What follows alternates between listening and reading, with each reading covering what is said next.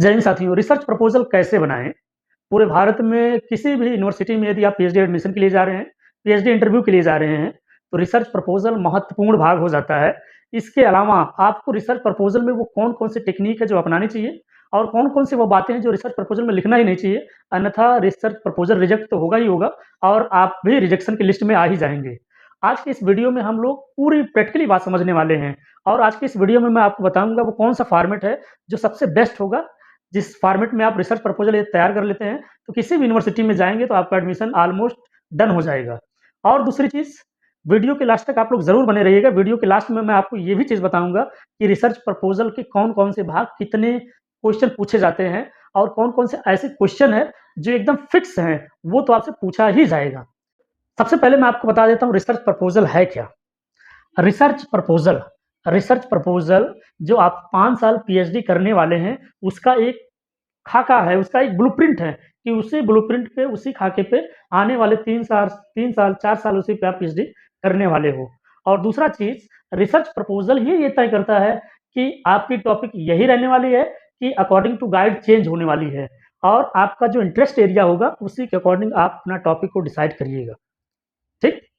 अब चलिए मैं आपको सारी चीज़ें बताना शुरू करता हूँ वन बाय वन। आज के इस वीडियो में हम लोग जिन बिंदुओं पे चर्चा करने वाले हैं, पैनल की साइकोलॉजी क्या है, जो आपसे इंटरव्यू लेने वाले हैं, जो एक घेरा आपके सामने बैठेगा, उनकी साइकोलॉजी क्या है, वो आपसे क्या चाहते हैं, वो आज की इस वीडियो में मैं आपको बताने वाला हूँ। आपका टॉपिक कैसा होना चाहिए? आप जो टॉपिक चुनने वाले हो, जिस पे रिसर्च प्रपोज़ल आप बनाओगे, वो टॉपिक कैसा होना चाहिए? टॉपिक का इंट्रोडक्शन, प्रस्तावना, पृष्ठभूमि कैसी होनी चाहिए? लिटरेचर रिव्यू क्या मामला है? और रिसर्च गैप यानी कि शोध अंतराल आपको कहाँ से मिलेगा? आपके उद्देश्य क्या होने वाले हैं? और हाइपोथेसिस जिसको पूरे पीएचडी में आपको सिद्ध करना है और मेथोडोलॉजी क्या होने वाली है और बिब्लियोग्राफी, संदर्भ ग्रंथ सूची, ये चीज़ आप आज जान लीजिए। पहला चीज़, आप लोग ये जानिए कि पैनल की साइकोलॉजी क्या है? पैनल की साइकोलॉजी को जिसने समझ लिया, समझिए उसका सिलेक्शन के चांसेस बढ़ जाएँगे। अब पैनल की साइकोलॉजी क्या है कि आपके सामने लोग ऐसे घेरा बना के बैठे हैं और आप यहाँ पर बैठे हैं, ठीक? ये आप हैं। ये कौन है? ये आप हैं। और लोग यहाँ पे एक प्रोफ़ेसर हैं, यहाँ पर एक प्रोफ़ेसर, यहाँ पर ऐसे करके बैठे हैं। अब उनकी साइकोलॉजी क्या है कि वो लोग ये चाहते हैं कि जो लड़का आया है उसको इंटरेस्ट है पीएचडी में कि नहीं, कि ऐसे ही चला आया है नाम के आगे डॉक्टर लगाने, या जेआरएफ होल्डर है, जेआरएफ का फेलोशिप लेने आया है।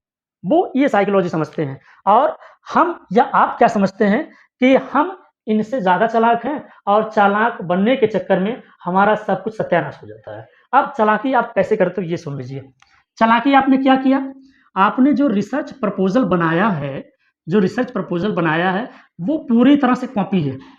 कॉपी का मतलब आपने गूगल सर्च कर लिया, आपने एआई को दे दिया कि बढ़िया रिसर्च प्रपोज़ल बना के हमें दो, वहाँ से आपने लिख लिया, या आपका कोई टीचर मास्टर था, आपका टीचर या मास्टर कोई था जिससे आपकी बहुत बनती थी, या आपका कोई भैया-भाभी था, जिसको आपने कहा कि भैया मेरा इंटरव्यू है, मुझे ज़रा मेरा ये सब्जेक्ट है ज्योग्राफ़ी, इसका कोई मुझे रिसर्च प्रपोज़ल अगर है तो दे दीजिए। आप वही उठा के लाके पहुँचाए इंटरव्यू पैनल में। याद रखिए, इंटरव्यू पैनल ऐसे व्यक्तियों से हर साल मिलता है। उनका हर साल का यही काम है इंटरव्यू लेना। वो लोग आपकी बातों से, आपके बैठने के अंदाज़ से, आपके बोलने के अंदाज़ से, और जब रिसर्च प्रपोज़ल सबके हाथों में एक-एक जाएगा ना, वो लोग तुरंत समझ जाएँगे कि ये गूगल किया है, कॉपी किया है या कहीं से उठा के लेके चला आया। समझ पा रहे हो कि नहीं उनकी साइकोलॉजी? उनको आपके ज्ञान से, आपके जेआरएफ से, आपके नेट से, आपके रेट से, आपके ओनली पीएचडी क्वालिफाइड से कुछ लेना-देना नहीं है। उनको लेना-देना है आपकी ईमानदारी से, आपके इंटरेस्ट ऑफ एरिया से, आप जो 4 या 5 साल उनके साथ समय बिताने वाले हो, उसमें शिद्दत से काम करोगे या नहीं करोगे, ये उनकी साइकोलॉजी है और इसी को आपको बीट करना है। इसी को अगर आप जीत लिए, तो और सारी चीज़ें अच्छे से हो जाती हैं। तो इस बात को आप लोग समझते रहिएगा, चालाक नहीं बनना है, समझदार बनना है। क्या नहीं बनना है? चालाक। चालाक नहीं बनना है, बल्कि क्या बनना है? समझदार बनना है ना? चालाक नहीं बनना है, बल्कि समझदार बनना है। अपनी मेहनत से काम करो और किसी से गाइडेंस ले लो सर कि रिसर्च प्रपोज़ल कैसे बनेगा। जैसे मैं बता रहा हूँ, मुझसे गाइडेंस ले लो, या कोई और है जो उससे गाइडेंस ले लो। लेकिन कहीं से कॉपी पेस्ट मत करो, गूगल मत करो और एआई का यूज़ मत करो, क्योंकि प्लेगरिज़्म में एट लीस्ट वो कभी न कभी पकड़ी ही जाएगी। और जो प्रोफ़ेसर वहाँ बैठे हैं उनका हर साल का यही काम है, वो देखते ही पकड़ लेंगे, उनकी आँखें ही समझो कि प्लेगियरिज़्म है, वो तुरंत पकड़ लेंगे, स्कैन कर लेंगे कि ये कॉपी पेस्ट करके लाया है। और आपकी बातों से रेक्टिफ़िकेशन मारे रहोगे, तो वो बातों से भी लग जाएगा कि अरे ये लड़का ठीक नहीं है, चलो 5 मिनट में कुछ पूछा, हाँ ठीक है बेटा चलो बाहर चलो, नेक्स्ट हो गया काम खत्म। इस बात को ध्यान रखना, पैनल की साइकोलॉजी को ध्यान रखना, ठीक? अब मैं इसको मिटा रहा हूँ, आप आ जाइए।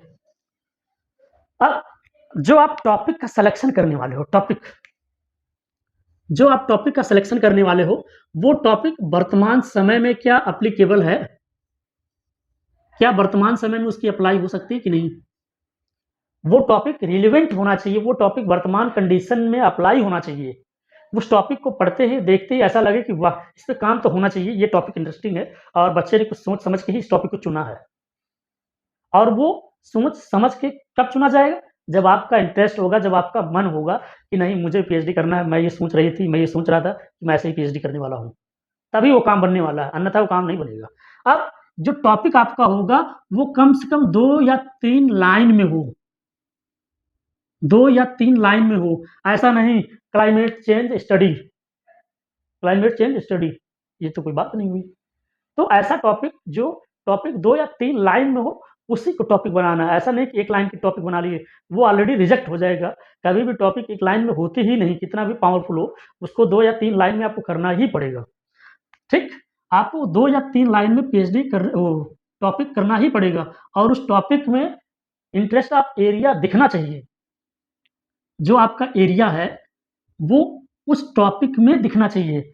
जैसे मुझे लेना है कि मैं अपर संक रिवर बेसिन पे मॉर्फोमेट्रिक एनालिसिस करने वाला हूँ, prioritization morphometric analysis based of GIS and remote sensing. तो मेरा एरिया क्या दिख गया कि संक नदी है, उसका ऊपरी भाग पे मैं इस पे रिसर्च करूँगा। किससे करूँगा? जीआईएस से करूँगा, रिमोट सेंसिंग से करूँगा। वो एरिया दिखना चाहिए, ठीक? बात को समझ गए ना? टॉपिक ऐसा ही लेना। अब इंट्रोडक्शन, यहीं से शुरू होता है कमाल। यहीं से शुरू होता है क्या? कमाल। अब कमाल क्या है? इस इंट्रोडक्शन में, इस प्रस्तावना जैसे भारत के संविधान का प्रस्तावना, है ना? उस प्रस्तावना में सारा चीज़ लिखा होता है। तो प्रस्तावना में ही आपको पूरा डिटेल देना है, प्रॉब्लम क्या है? प्रॉब्लम पे आप क्या करने वाले हैं? उसकी वर्तमान कंडीशन क्या है? और इन फ्यूचर आप क्या करने वाले हो? ये 3 चीज़ें उसमें इंक्लूड होनी ही चाहिए। इंट्रोडक्शन में, परिचय में, प्रस्तावना में। जब ये इंट्रोडक्शन यूज़ हो जाएगा इसमें, तो इसको कम से कम 8-10 लाइन में आपको लिखना है। 8-10 लाइन में लिखना है।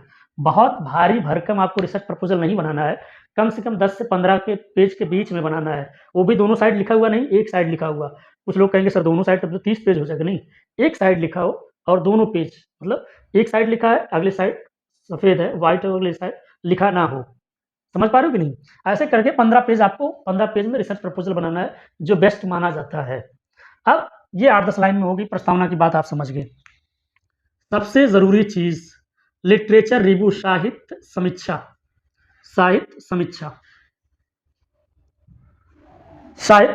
हमारे सभी साथी, जितने लोग ये वीडियो देख रहे हैं और जितने लोग अभी वीडियो देखने वाले हैं, वो सभी लोग साहित्य समीक्षा करते ही नहीं, लिटरेचर रिव्यू करते ही नहीं। किसी ने बता दिया, गूगल से सर्च कर लिया, ऐसे सब कुछ काम खत्म।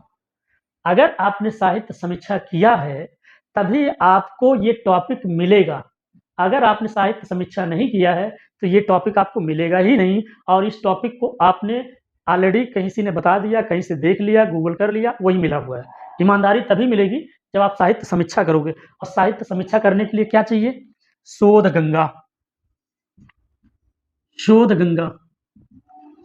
पूरे भारत की जितनी भी यूनिवर्सिटियाँ, चाहे प्राइवेट हो, चाहे सेंट्रल हो, चाहे स्टेट हो, चाहे डीम्ड हो, चाहे आईआईटी हो, चाहे ओपन यूनिवर्सिटी हो, जितनी भी यूनिवर्सिटियाँ हैं, जितनी भी पीएचडीयाँ करवाती हैं, सारी की सारी पीएचडी यहीं पे अपलोडेड है।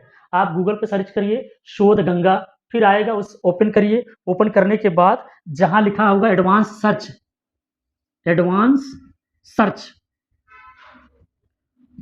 सर्च, उसी में जो आपका टॉपिक है या जो आप सोच रहे हो, चाहे आपका हिंदी हो, भूगोल हो, इतिहास हो, पॉलिटी हो, साइकोलॉजी हो, विजुअल आर्ट हो, जूलॉजी हो, बॉटनी हो, जो भी है, उसी में जब एडवांस सर्च में उस कीवर्ड को सर्च करेंगे, तब जितने उसमें पीएचडी हुए रहेंगे वो सब आ जाएगा। आपको क्या करना है, पूरा तो आप पढ़ नहीं पाओगे क्योंकि किताब आप वैसे भी नहीं पढ़ते हो और मोबाइल दिन भर चलाओगे, स्क्रॉल करोगे, लेकिन वो मामला पीडीएफ वाला नहीं पढ़ोगे। तो आपको मैं बताता हूँ, उसमें आपको इंट्रोडक्शन पढ़ना है और चैप्टराइज़ेशन पढ़ना है, किस-किस चैप्टर में वो बाँटा गया है। तो चीज़ें आपको धीरे-धीरे समझ में आनी शुरू हो जाएगी, जब 3 या 4 थीसिस आप पढ़ोगे तभी। ऐसा नहीं कि एक पढ़ लिया, अरे मन नहीं कर रहा, खली-बली कौन इतना देखा गया? अरे होगा तो होगा, देखा जाएगा। तो आप पीएचडी में मत आओ अगर आपकी ऐसी सोच है, ठीक? तो ये बात आप समझ गए? अब समझिए रिसर्च गैप, रिसर्च गैप, शोध अंतराल, ये बहुत इम्पोर्टेंस हो जाता है। अक्सर ये सवाल पूछ लेते हैं इंटरव्यू वाले, पैनल वाले कि आपका रिसर्च गैप क्या है? आपका शोध अंतराल क्या है? आपको कैसे पता चला कि इसी टॉपिक पे ही पीएचडी करनी है? आपको इस टॉपिक में क्या कुछ अलग करने वाले हो, बताओ? वो शोध अंतराल कब पता चलेगा, जब आप साहित्य समीक्षा करोगे और लगेगा अरे यार इन्होंने जो लिखा है, उसको तो मैं और अच्छे से लिख सकती हूँ। अरे इन्होंका मैंने पढ़ा, ये तो इसमें ये कमी है। मैं इसको काटूँगा और मैं इसको इस तरह से करूँगी या इस तरह से शोध करने वाला हूँ। वो तभी पता चलेगा जब आप लिटरेचर रिव्यू करोगे, साहित्य समीक्षा करोगे, तभी रिसर्च अंतराल आपको मिलेगा, तभी रिसर्च गैप आपको मिलेगा और जिस दिन आपको रिसर्च गैप मिल गया, उस दिन समझ लेना कि आपके सिलेक्शन बहुत हाई हो जाएँगे। सिलेक्शन बहुत हाई हो जाएगा, क्यों? क्योंकि जैसे ही आपको रिसर्च गैप मिला, आपको सारा डाउट क्लियर हो जाएगा, आपको पता चल जाएगा, इंटरव्यू वाला क्या पूछेगा, एग्ज़ामिनर क्या पूछेगा, आप ए टू ज़ेड जवाब देते रहोगे, रिप्लाई करते रहोगे कि सर इसका मतलब ये है, मैं ये करने वाला हूँ, मैं ये करने वाला हूँ। वो सब कुछ आपको आ जाएगा, आपको कुछ लिख तो लिया, उसको याद करने की ज़रूरत नहीं, उसको दोबारा देखने की ज़रूरत नहीं, क्यों? क्योंकि आपको सब कुछ पता चल गया, आपको इंटरेस्ट एरिया मिल गया, आप यही करने वाले हो, आपको गैप मिल गया। समझ पा रहे हो कि नहीं? चीज़ें अगर समझ रहे हो ना तो कमेंट करो और कहो सर अरे सर जो आप बता रहे हो समझ में आ रहा है, कमेंट करिए। अब ऑब्जेक्टिव, उद्देश्य, उद्देश्य भाई आप पीएचडी करने जा रहे हो, 3-4 साल आप पीएचडी कर रहे हो, जेआरएफ वाले हो, तो सरकार आपको हर महीने 50,000 दे रही है, तो वो आपसे पूछेगी ना यार, जो आप 4-5 साल पीएचडी करने वाले हो, उसका उद्देश्य क्या है? आप क्या बताना चाहते हो? आप सोसाइटी को क्या देने वाले हो? क्या मतलब क्या उद्देश्य लेके, क्या थीम बेस है आपके मन में, जिसको पीएचडी लेके कर रहे हो? उस पीएचडी में आपका उद्देश्य, इसको हमेशा पॉइंट में लिखना चाहिए, पॉइंट में। याद रखिए उद्देश्य हमेशा पॉइंट में लिखा रहे और ज़्यादा उद्देश्य लिखने की ज़रूरत नहीं है, 3-4 उद्देश्य से ज़्यादा लिखना ही नहीं चाहिए। 3 या 4 उद्देश्य से ज़्यादा नहीं होना चाहिए, ज़्यादा नहीं होना चाहिए, इतना ही रहे, या तो 3 उद्देश्य रहे या 4 उद्देश्य रहे, पॉइंट में ही रहे, ठीक? समझ पा रहे हो कि नहीं? हाँ। अब हाइपोथेसिस, हमें हाइपोथेसिस बना लेनी है, परिकल्पना बना लेनी है, परिकल्पना। जब परिकल्पना बनाएँगे, इसी परिकल्पना को पूरे शोध में, पूरे पीएचडी के दौरान आपको सिद्ध करना होगा, साबित करना होगा। जैसे बहुत लोग आपके लिए परिकल्पना बना लेते हैं, मिथ बना लेते हैं। अरे! मैं पहले से ही सोच रही थी बहुत गलत है। अरे! मैं यार बहुत सोच रहा था यार बहुत लड़का खराब है। ये मिथ नहीं बनाना है, ये परिकल्पना है। इसका सबसे अच्छा एग्ज़ाम्पल मैं देता हूँ। परिकल्पना का मतलब ये हो गया कि ऐसी बात, ऐसी विचारधारा जो हमने मान लिया है, जिसका ना कोई सबूत है, ना कोई एविडेंस है, ना कोई प्रूफ है। जैसे चाँद तारों में नज़र आए चेहरा तुम्हारा। अब बताओ क्या पॉसिबल है चाँद तारों में नज़र आए चेहरा तुम्हारा? लेकिन परिकल्पना है, कवि की कल्पना है, कर लिया। दिख रहा है कि नहीं दिख रहा वो आप जानो। समझ पा रहे हो कि नहीं? लेकिन यहाँ पे जो आपको परिकल्पना करनी है, उसको पूरे पीएचडी के दौरान आपको सिद्ध करके लास्ट में दिखाना है, तभी आपके ऑब्जेक्टिव सिद्ध होंगे, नहीं तो सिद्ध नहीं होंगे। ठीक? अब आ जाइए मेथोडोलॉजी। मेथोडोलॉजी का मतलब कौन-सी ऐसी विधियाँ हैं जिसके माध्यम से आप पीएचडी करने वाले हो? आपको डाटा कहाँ से मिलेंगे? आपको डाटा कहाँ से मिलेंगे? कोई ऐसा टॉपिक नहीं चुन लेना है जिसके सारा प्राइमरी वर्क ही हो, आपको खुद व्यक्तिगत तौर पे जाना हो। टॉपिक हमेशा ऐसा ही चुनना है जिसका डाटा हमेशा आसानी से मिल जाए, चाहे चाहे वो शोध में मिल जाए, चाहे शोधगंगा पे मिल जाए, चाहे साहित्य समीक्षा पे मिल जाए, चाहे जिला सांख्यिकी पत्रिका में मिल जाए, चाहे न्यूज़ में मिल जाए, चाहे किताब में मिल जाए, चाहे गूगल पे मिल जाए, चाहे एआई के माध्यम से मिल जाए। मिल जाए तो बड़ा आसान रहेगा कि आपको कहीं ज़्यादा भागने-दौड़ने की ज़रूरत नहीं पड़ेगी। इधर-उधर से डाटा लिया, उसका कंक्लूज़न किया, कंपेयर किया, आपका काम बनता रहेगा। ठीक? कि आप सर्वे करने वाले हो, कि आप सर्वे करने वाले हो, क्या करने वाले हो? किसके माध्यम से आपका जो ये मेथडो है, वो किस पे बेस है? जीआईएस पे बेस है कि जीपीएस पे बेस्ड है कि रिमोट सेंसिंग पे बेस है?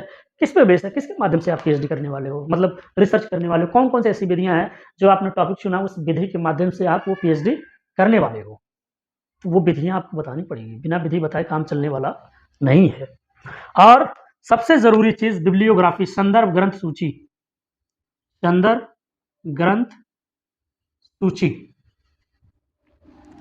आपने जो टॉपिक चुना उसके लिए जो लिटरेचर रिव्यू किया, आपने कौन-कौन से लिटरेचर रिव्यू किए, कौन-कौन सी किताबें पढ़ी, कौन से न्यूज़ पढ़े, कौन से आर्टिकल पढ़े, गूगल पे क्या देखा, आपने किताब में क्या देखी, शोधगंगा पे क्या देखा, वो सारा रेफ़रेंसेस यहाँ आपको लिखना है। वो सारी चीज़ें आपको यहाँ लिखनी है। और एक अच्छा रिसर्च प्रपोज़ल इन्हीं के अंतर्गत आता है। आपको टॉपिक चयन करना है, इंट्रोडक्शन लिखना है, लिटरेचर रिव्यू लिखना है, रिसर्च गैप ढूँढना है, ऑब्जेक्टिव ढूँढना है, हाइपोथेसिस करना है, मेथोडोलॉजी लेना है और रेफ़रेंसेस लिख लेनी है, बिब्लियोग्राफ़ी लिख लेनी है। याद रखिए, कोई भी विचारधारा आपके मन में पूरी तरह से शुद्ध नहीं है। आपने जो भी बात लिखेंगे, जो भी बात लिखेंगी, या तो कहीं से देखा है, या तो कहीं सुना है, या तो कहीं पढ़ा है, या तो किसी ने आपको बताया, या आप किसी की विचारधारा से प्रभावित हो। इसलिए आपको वो सारी बातें लिखनी होंगी कि अच्छा मैंने ये बात गूगल पे सर्च किया था, मैंने ये बात शोधगंगा पे पढ़ी थी, मैंने ये उनके जर्नल से लिया है। वो सारा चीज़ आपको लिखना पड़ेगा, तभी आपका रहेगा बढ़िया-सा रिसर्च प्रपोज़ल का फ़ॉर्मेट। अब बहुत सारे साथियों का ये सवाल रहता है कि सर कन्क्लूज़न भी लिख दें क्या? निष्कर्ष भी लिख दें क्या? अरे यार, आपकी ओनली पीएचडी का इंटरव्यू है। आप पीएचडी की थीसिस सबमिट नहीं कर रहे हो। आप सिर्फ़ इंटरव्यू निकालने जा रहे हो ना। पीएचडी सबमिट थोड़ी करने जा रहे हो। और इस पर आपकी पूरी पीएचडी थोड़ी हुई है। 10 पेज में, 8 पेज में कौन-सी पूरी पीएचडी होती है? नहीं होती है ना। तो इसलिए कन्क्लूज़न नहीं लिखना है, यही सिर्फ़ लिखने हैं। तो ये एक बेस्ट रिसर्च प्रपोज़ल का फ़ॉर्मेट है, जो हर एक यूनिवर्सिटी में अप्लाई होता है। किसी भी यूनिवर्सिटी में आप इन फ़ॉर्मेट के तहत अप्लाई कर सकते हैं और आपका एक्सेप्ट हो जाएगा। अब रही बात कि सर वो सवाल बता दीजिए जो आप कह रहे थे कि हर इंटरव्यू में पूछा जाता है। चलिए मैं आपको सवाल बताता हूँ। इंटरव्यू पैनल ये पहले पूछेगा, जैसे ही आपके रिसर्च प्रपोज़ल उनके हाथ में जाएगा 4-5 प्रतियों में, पहला सवाल, आपने ये टॉपिक क्यों चुना? याद रखना, आपने ये टॉपिक क्यों चुना? आप खुद अपने आप से पूछिए। फिर दूसरा सवाल, अरे इस पे तो सब काम हुआ है, बहुत काम हुए हैं, आप इसमें नया क्या करने वाले हो? इसका जवाब खोज के रखे रहना। आप जो पीएचडी करने वाले हो, 4-5 साल करोगे, आप तो जेआर फ़ोल्डर हो ना? हाँ सर, जेआर फ़ोल्डर है। अच्छा, 50,000 पाओगे ना? तो 50,000 जो 5 साल में लगभग 30 लाख रुपए आप लेने वाले हो, उसका आउटकम क्या है? सरकार को, सोसाइटी को क्या मिलने वाला है? आपके ऑब्जेक्टिव क्या हैं? उद्देश्य क्या हैं? आप नया क्या करने वाले हो? ये सवाल, ये 3-4 सवाल ऐसे हैं जो हर बार पूछा जाता है। याद रखिए, अपना रिसर्च प्रपोज़ल बढ़िया से पढ़िए, सवाल वहीं से पूछे जाएँगे, कुछ अलग से मत बताना। जब सारे लोग आपसे रिसर्च प्रपोज़ल के बारे में पूछेंगे, तो आपके पास अगर है, तो उसमें से खोल के भी आप बता सकते हैं। या फिर जब डिजिटल बोर्ड पे ऐसे चलाया जाएगा, तब आप भी वहाँ पे ऐसे-ऐसे लाइन करके बताएँ, सर मेरा उद्देश्य सर ये, मैंने 3-4 लाइनों में ये उद्देश्य लिख रखा है सर। पहला उद्देश्य ये है, मैं जानना ये चाहता हूँ कि इसका प्रभाव क्या रहेगा। अलग से मत बताना बिना देखे, सर हाँ, नहीं। जो लिखा है वही पढ़ो, वही बताओ, कुछ अलग से करने की ज़रूरत नहीं है। कॉन्फिडेंस रहो, अपने पे विश्वास करो, ईमानदारी के साथ बताओ। चालाक मत बनो और दिखावा बिल्कुल भी मत करो। आपके दिखावे से, आपकी सुंदरता से, आपके मुखौटा से कुछ लेना-देना नहीं इंटरव्यू पैनल को। उनको एक समझदार व्यक्ति चाहिए, समझदार स्टूडेंट चाहिए जो उनके साथ आने वाले 4-5 सालों तक इंटरेस्ट के साथ पीएचडी कर सके और एक बढ़िया थीसिस बना के जमा कर सके। ठीक? आज का ये वीडियो कैसा लगा कमेंट करके ज़रूर बताएँ। आपको और क्या सीखना है? मुझे बताइए, मैं आपको बताऊँगा, क्योंकि मैं खुद 3 बार का नेट, 2 बार का जेआरएफ, ऑल इंडिया रैंक 15 के साथ, और इस बार कह रहा हूँ, मैं खुद रिसर्च स्कॉलर और पीएचडी स्टूडेंट हूँ। कोई भी ऐसी जानकारी जो आपको लगता है कि सर हेल्प चाहिए, तो आपको मैं एक नंबर देता हूँ, इस पे आप व्हाट्सएप करिए और हमारे साथ जुड़ जाइए, ठीक? हमारे साथ जुड़ जाइए। 9473703166। ये मेरा नंबर है। रात-बिरात फ़ोन मत करना, टाइम से फ़ोन करना, सुबह 9 बजे से लेके शाम 5 बजे तक फ़ोन करना, या मैसेज पहले कर देना, मैं कॉल बैक खुद ही आपको करूँगा अगर जैसे आवश्यकता पड़ी, आपका उद्देश्य देख के, ठीक? इसलिए रात-बिरात कॉल मत करना। देखो, फ़ोन बज रहा है, आप ही लोग में से कोई एक है जो फ़ोन बजा रहा है। तो चलिए, आज का वीडियो बस इतना ही। Thank you so much. Video अच्छा लगे, वीडियो को लाइक करिए, शेयर करिए और चैनल को सब्सक्राइब करिए, ऐसे ही नॉलेज पाने के लिए। नंबर लिख लो